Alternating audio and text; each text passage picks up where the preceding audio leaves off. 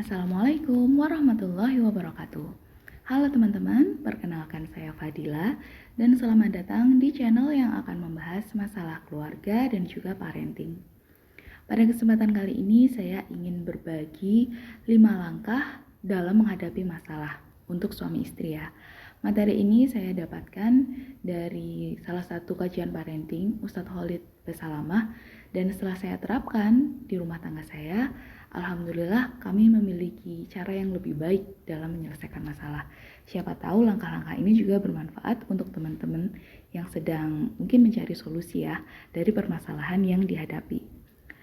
Langsung kita aja mulai dengan mengapa ada masalah. Jadi, ada setidaknya 2 hal utama mengapa masalah itu terjadi di dalam rumah tangga. Yang pertama adalah sunnatullah. Banyak sekali dalil dalam Al-Quran yang menyatakan bahwa manusia di dunia pasti akan diuji.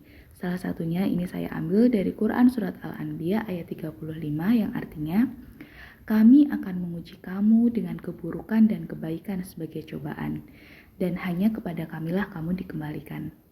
Jelas ya, kami di sini maksudnya adalah Allah akan memberikan kamu kepada hambanya cobaan. Dan kalau teman-teman tahu salah satu dalil dalam Al-Quran yang menyebutkan bahwa sebelum penghuni surga ini masuk ke dalam surga, malaikat di situ akan menyapa dengan salam yang berbunyi, Salamun alaikum bima sobartum. Keselamatan untuk kalian atas kesabaran kalian. Jadi kesabaran kita selama di dunia itu insya Allah bisa mengantarkan kita ke jannah Allah. Sabar ini kita dapat dari mana? Tentunya dari cobaan, dari ujian.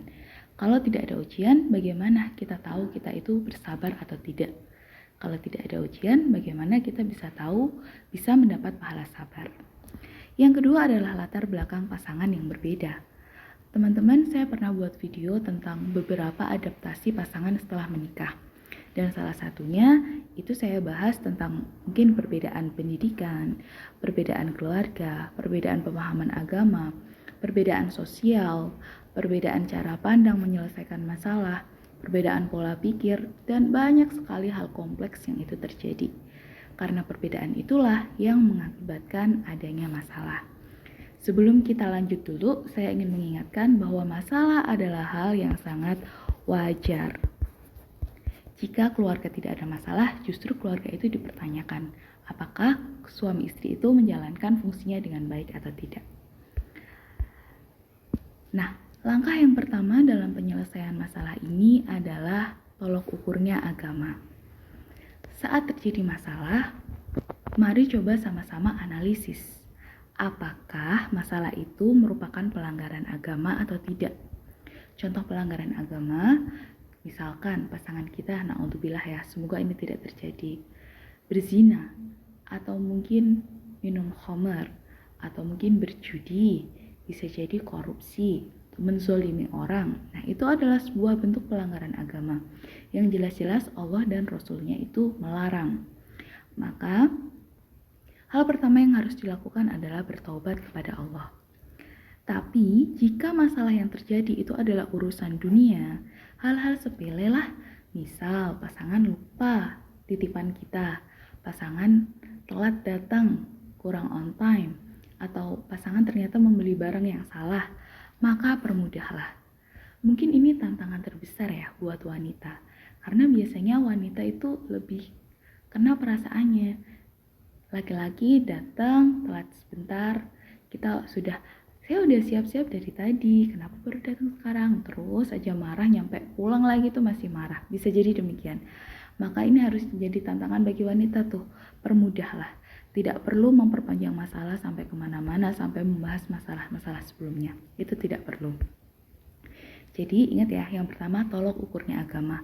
Jika itu pelanggaran agama, maka mintalah pasangan kita untuk bertaubat, bantu dia untuk menghadapi keluar dari permasalahannya, dan jika masalahnya adalah urusan dunia, maka bermudahlah.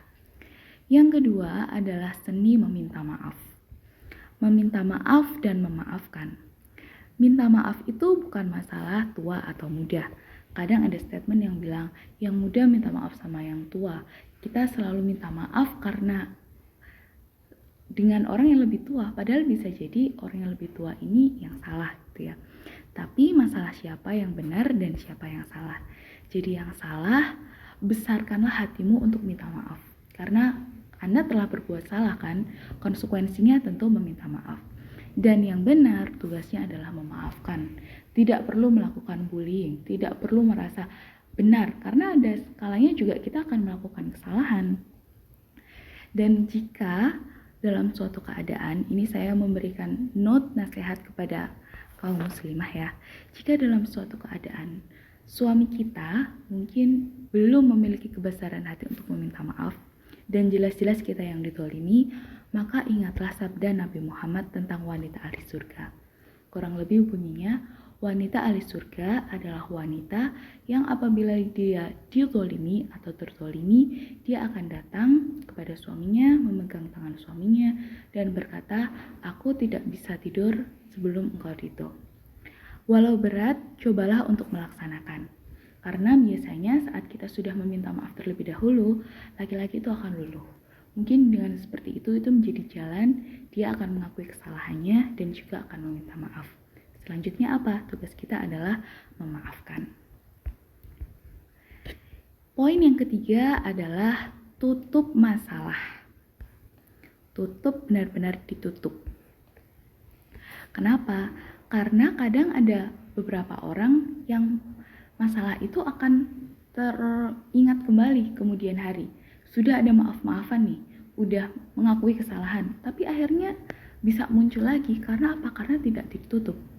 Ditutup berarti artinya apa? Tidak perlu diingat. Jadi biarkan saja masalah ini tuh berlalu. Yang kemarin udah kemarin, saatnya kita menatap masa depan. Tidak perlu dibuka lagi. Kalau kita sudah bersedia memaafkan orang, berarti kita tidak perlu lagi kan menambah-nambah hal itu dengan hal-hal lain lagi yang pernah kita lupakan gitu. Kalau kita sudah tidak mengingat, tidak perlu dibuka lagi dan biarkan itu sudah tertutup rapat. Tidak perlu diumbar ke orang. Ini kesalahan banyak sekali orang.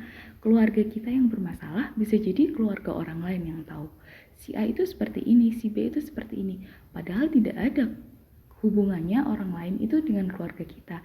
Kadang kita hanya terbawa suasana ya untuk curhat dan lain sebagainya. Dan tentu tidak perlu mengulangi kesalahan. Saat kita sudah mencoba untuk tidak mengingat, tidak dibuka kembali, kita juga tidak menceritakan ke orang, suami kita atau pasangan kita juga sudah mau memperbaiki dirinya, maka kita pun akan berusaha untuk membantu pasangan kita tidak mengulangi permasalahan itu kembali. Langkah yang keempat adalah buka lembaran baru. Jadi setelah ada masalah nih dalam rumah tangga, kita harus tetap melanjutkan hari-hari berikutnya. Jangan sampai ada rasa trauma atau rasa ya sudahlah karena kemarin ada masalah, sekarang saya menjaga jarak, sekarang saya nggak mau ngomong lagi, sekarang saya nggak mau nawarin hal-hal yang lebih-lebih. Nah itu nggak boleh, karena pasangan akan terus bertaruh sampai maut memisahkan. Jadi bukan berarti setelah ada masalah kita jadi oh dia tuh ternyata orangnya seperti itu ya. Nah itu salah besar, karena kedepannya kita mungkin akan menemui masalah lagi dan akan tahu lagi oh ternyata di sisi lain beliau seperti ini, ternyata di sisi yang sebelumnya beliau seperti ini gitu. Jadi terus saja menjalani kehidupan itu dan buka lembaran baru. Yang terakhir nasihat dari beliau adalah perbaruilah cinta. Setelah ada badai, biasanya setelah tenang gitu ya laut, maka kita akan memperbaiki kerusakan-kerusakan di kapal itu dan juga akan memperkuat biar tidak terjadi kerusakan kembali. Caranya dengan apa? Banyak cara ya, bisa dengan memberi hadiah atau buat rencana bersama, misalkan staycation, pergi tamasya, atau kajian bersama, dan juga perbarui target. Misalkan setiap tahun nih kita di anniversary kita gitu buat sebuah target, setahun ini kita sedekah yuk, setahun ini kita ngumpulin sekian uang yuk untuk sedekah, setahun ini kita ngumpulin hafalan sekian yuk gitu. Bisa jadi itu akan mempererat tali cinta kasih antara keduanya. Dan yang kedua adalah jangan bersembunyi di balik kata saya memang orangnya seperti ini. Jadi saat kita tahu sebuah masalah, kita sudah memperbaiki, sudah sama-sama minta maaf dan memaafkan, jangan sampai bilang, saya tuh emang orangnya tuh seperti ini, gak bisa dirubah gitu. Tahu loh sifat itu mungkin akan jadi masalah, tapi kenapa kita terus terkungkung pada suatu hal kalau saya orangnya seperti ini. Kalau Anda seperti itu terus, ya kedepannya akan menjadi masalah. Maka jalan keluarnya adalah cobalah keluar dari zona kehidupan kita sebelumnya atau zona masa single kita. Karena kalau udah punya pasangan ya, itu menjadi konsekuensi. Kita harus saling menyesuaikan dengan pasangan kita. Dan sebagai penutup, di sini saya ingin sedikit membahas tentang diam. Banyak orang menghadapi masalah itu dengan diam. Tapi sadar atau tidak, diam itu dapat menjadi masalah jika kita membiarkan masalah itu. Masalah dibiarkan itu akan menjadi masalah yang lebih besar. Karena suatu saat akan bisa menjadi bom waktu yang meledak kapanpun. Masalah A kita biarkan, masalah B kita biarkan, masalah C kita biarkan. Sampai pada masalah Z, itu kita udah gak kuat. Kita akan mengungkit dari masalah A sampai masalah Y, ya kan? Tapi diam itu juga butuh saat ada masalah. Jadi diam itu juga bisa menjadi anugerah. Dengan apa? Saat ada masalah, cobalah diam untuk berpikir sejenak, untuk introspeksi, untuk bertakarub kepada Allah, untuk minta petunjuk, untuk meminta kekuatan menyelesaikan masalah itu. Yang terjadi adalah penyelesaian. Kadang saat kita punya masalah, kita langsung spontan ngomong A, B, C, D. Kalau dipikir-pikir ulang nih, setelah kita reda gitu amarahnya, itu kita mikir, kok salah ya? Kok kita terlalu cepat mengambil keputusan?